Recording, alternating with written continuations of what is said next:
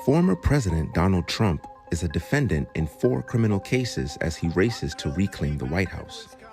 While staggering civil judgments threaten Trump's bottom line, I have to pay a fine of $355 million. His criminal indictments could put him behind bars.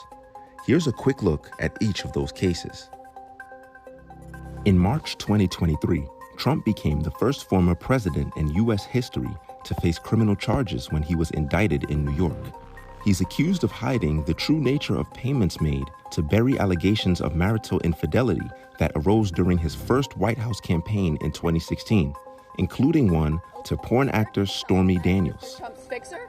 He is played by a different set of roles. Trump has pleaded not guilty to 34 felony counts of falsifying business records, punishable by up to 4 years in prison, though there's no guarantee he'll go to jail if convicted. I'm going to have to sit here for months on a trial. I think it's ridiculous. That trial is set to start April 15th.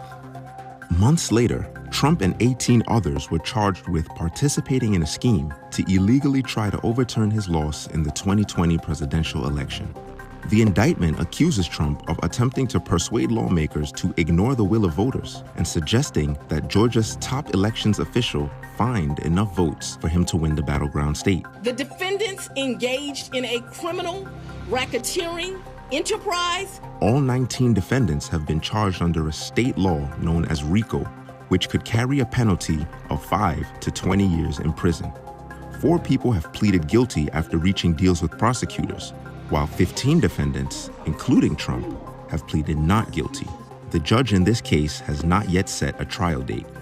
Trump also faces 2 probes led by Jack Smith, the Justice Department's special counsel. The first federal case, brought in June 2023, alleges that Trump illegally kept classified documents taken from the White House after he left office and obstructed government demands that he give them back. Whatever documents a president decides to take with him, he has the right to do so. He faces 40 felony charges, the most serious of which carries a penalty of up to 20 years in prison. It's not clear when the case might reach trial, though both sides have said they could be ready for one this summer.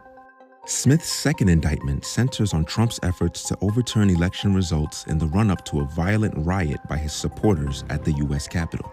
Prosecutors say Trump knowingly pushed election fraud lies to pressure state officials. Make no mistake, this election was stolen from you, from me, from the country. He's also accused of exploiting the pro-Trump mob's attack by trying to convince members of Congress to further delay the certification of President Joe Biden's victory. The Supreme Court is scheduled to hear arguments over whether Trump can be prosecuted for election interference at the end of April. In total, Trump faces 91 felony counts. I don't know how you can have a trial that's going on right in the middle of an election. Not fair. All of the cases are winding through the courts at different speeds.